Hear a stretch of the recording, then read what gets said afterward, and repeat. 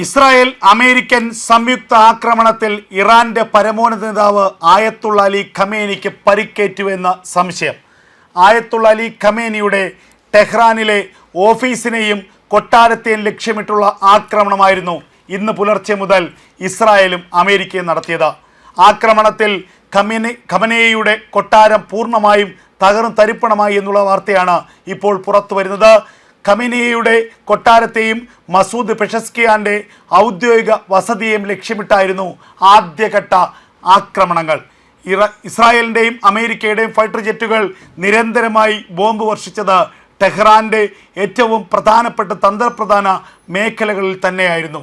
ഈ ആക്രമണത്തിൽ മസൂദ് പെഷസ്കിയാന് പരിക്കേറ്റിട്ടില്ല എന്നുള്ള ഔദ്യോഗിക വിശദീകരണം ഇപ്പോൾ ഇറാന്റെ ഔദ്യോഗിക വാർത്താ ഏജൻസി നൽകുന്നുണ്ടെങ്കിൽ കൂടി ആയത്തുള്ള അലി ഖമനേയിയുടെ കാര്യത്തെക്കുറിച്ച് ഇതുവരെ ഇറാൻ ഔദ്യോഗികമായി ഒന്നും പ്രതികരിച്ചിട്ടില്ല എന്നുള്ളതാണ് യാഥാർത്ഥ്യം.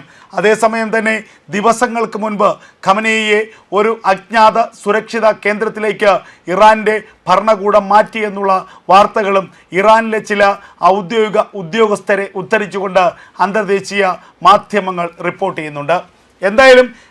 എന്തായാലും അമേരിക്കയും ഇസ്രായേലും ലക്ഷ്യം വയ്ക്കുന്നത് ആയത്തുള്ള അലി ഖമനേയിയെയും മസൂദ് പെഷസ്കിയാനെയും തന്നെയാണ്.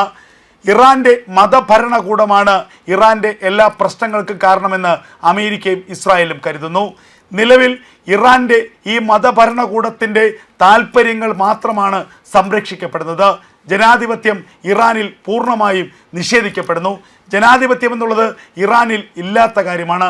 അതുകൊണ്ട് തന്നെ ഈ മതഭരണകൂടത്തെ പൂർണ്ണമായും പുറത്താക്കുകയും അതിന് പിന്നാലെ ജനകീയ ഭരണകൂടത്തെ അവിടെ അവരോധിക്കുകയുമാണ് അമേരിക്കയുടെയും ഇസ്രായേലിൻ്റെയും ലക്ഷ്യം. അതിനുവേണ്ടിയുള്ള ആക്രമണമാണ് തങ്ങൾ നടത്തുന്നത് എന്നാണ് അമേരിക്കയും ഇസ്രായേലും ഈ യുദ്ധത്തിന് പറയുന്ന ന്യായീകരണം. അതുകൊണ്ട് തന്നെ സാധാരണ ജനങ്ങളെ ലക്ഷ്യമിട്ടല്ല ആക്രമണം, മറിച്ച് ഭരണകൂടത്തെ അവരുടെ ഏറ്റവും പ്രധാനപ്പെട്ട ലീഡറായിട്ടുള്ള സുപ്രീം ലീഡറായിട്ടുള്ള ആയത്തുള്ള അലി ഖമനേയിയെയും അവരുടെ പ്രസിഡന്റ് മസൂദ് പെഷസ്കിയാൻ അടക്കമുള്ള ഭരണകർത്താക്കളെ ലക്ഷ്യമിട്ടാണ് തങ്ങൾ ആക്രമണം നടത്തുന്നത് എന്നാണ് ഇപ്പോൾ അമേരിക്കയും ഇസ്രായേലും വ്യക്തമാക്കുന്നത്. അതുതന്നെയാണ് കഴിഞ്ഞ മണിക്കൂറുകളിൽ നമ്മൾ കണ്ടത്. ലക്ഷ്യം വെച്ചത് ടെഹ്റാനിലെ ഖമനേയിയുടെ കൊട്ടാരത്തെയും പെഷസ്കിയാൻ്റെ ഔദ്യോഗിക വസതിയുമായിരുന്നു എന്നുള്ളത് യാഥാർത്ഥ്യമാണ്. ഇറാനിൽ നിന്ന് പുറത്തു വരുന്ന വളരെ കുറച്ച് വാർത്തകൾ മാത്രമേ ഉള്ളൂ. ആ വാർത്തകളിലൂടെ വ്യക്തമാക്കുന്നത് ഖമനേയിയുടെ കൊട്ടാരം പൂർണ്ണമായും തകർന്നു, പെഷസ്കിയാൻ്റെ ഔദ്യോഗിക വസതിയും തകർന്നിരിക്കുന്നു. ഈ ഘട്ടത്തിൽ ഈ സമയത്ത് ഖമനേയി കൊട്ടാരത്തിലുണ്ടായിരുന്നോ ഇല്ലേ എന്നത് സംബന്ധിച്ച് ഇതുവരെ ഒരു വ്യക്തതയും വന്നിട്ടില്ല. ഉണ്ടായിരുന്നുവെങ്കിൽ തീർച്ചയായും ഖമനേയി കൊല്ലപ്പെട്ടിരിക്കാം. പെഷസ്കിയാനും ഇപ്പോൾ സുരക്ഷിതനാണ് എന്നാണ് ഇറാൻ്റെ ഔദ്യോഗിക വാർത്താ ഏജൻസി വ്യക്തമാക്കുന്നത്. അതേസമയം ഇറാൻ്റെ പ്രതിരോധ മന്ത്രി കൊല്ലപ്പെട്ടിരിക്കുന്നു. ഇറാൻ റവല്യൂഷണറി ഗാർഡ് കോർപ്സിലെ പ്രധാനപ്പെട്ട 3 ജനറൽമാർ കൊല്ലപ്പെട്ടിരിക്കുന്നു. അങ്ങനെ വലിയ നഷ്ടങ്ങളാണ് ഇറാൻ ഉണ്ടായിക്കൊണ്ടിരിക്കുന്നത്. വരും മണിക്കൂറുകളിൽ കൂടുതൽ ആക്രമണങ്ങൾ ഇറാൻ്റെ മറ്റു മേഖലകളിലേക്ക് നടത്താനാണ് ഇപ്പോൾ ഇസ്രായേലും അമേരിക്കയും ലക്ഷ്യമിടുന്നത്.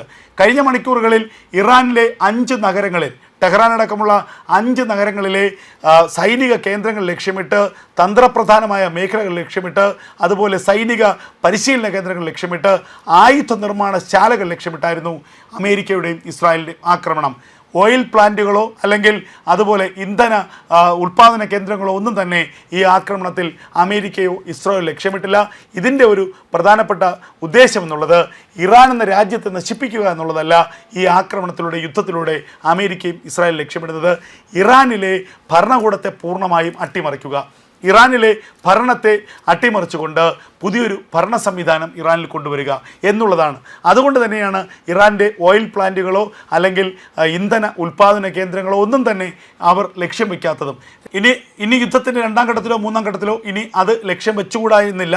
എങ്കിൽ പോലും ആദ്യഘട്ട ആക്രമണത്തിൽ ഒരിക്കലും ഈ ആയുധ കേന്ദ്രങ്ങളല്ലാതെ, മിലിറ്ററി ക്യാമ്പുകളല്ലാതെ, ആയുധ പരിശീലന കേന്ദ്രങ്ങളല്ലാതെ മറ്റൊരു മേഖലകളിലേക്കും ഇസ്രായേലോ അമേരിക്കയോ ആക്രമണം നടത്തിയിട്ടില്ല എന്നുള്ളതാണ് ഇതുവരെ ലഭിക്കുന്ന ഏറ്റവും സുപ്രധാനമായ വിവരങ്ങൾ.